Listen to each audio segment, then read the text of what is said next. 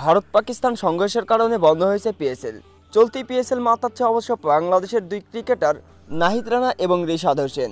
পেশোয়ার জালমির হয়ে ডানহাতি এই স্পিড রেসলার নাহিদ রানা তিনি খেলছেন চলতি পিএসএল-এ। অন্যদিকে লাহোর কালান্দার্সের হয়ে দুর্দান্ত পারফরমেন্স করে চলেছে ইতিমধ্যে ডানহাতি leg spin allrounder Rishad Hossain.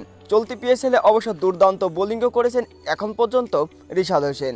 বল হাতে ইতিমধ্যে 4 ম্যাচে 9 উইকেটও তুলে নিয়েছেন রিশাদ। প্রথম বাংলাদেশি ক্রিকেটার হিসেবে সর্বোচ্চ উইকেট শিকারেরও রেকর্ড করেছেন ডানহাতি এই লেগ স্পিনার। তবে ভারত পাকিস্তান সংঘর্ষের জন্য বন্ধ হয়ে গিয়েছে পিএসএল সরিয়ে যদিও বা আরব আমিরাতে নেওয়ার কথা ছিল, তবে সংঘর্ষ এখন রূপ নিয়েছে যুদ্ধে। সংঘর্ষ বড় আকারে রূপ নেওয়ায় এখন বন্ধ করতে হচ্ছে পিএসএল এর এখনো বাকি রয়েছে 8টি ম্যাচ। 8টি ম্যাচ না খেলে অবশ্য বন্ধ করতে হচ্ছে চলতি পিএসএল, যার কারণে পিএসএল থেকে বিদায় নিচ্ছে বাংলাদেশি দুই ক্রিকেটার রিশাদ হোসেন এবং নাহিদ রানা। অন্যদিকে বাংলাদেশি দুই সাংবাদিক রয়েছে পিএসএল-এ।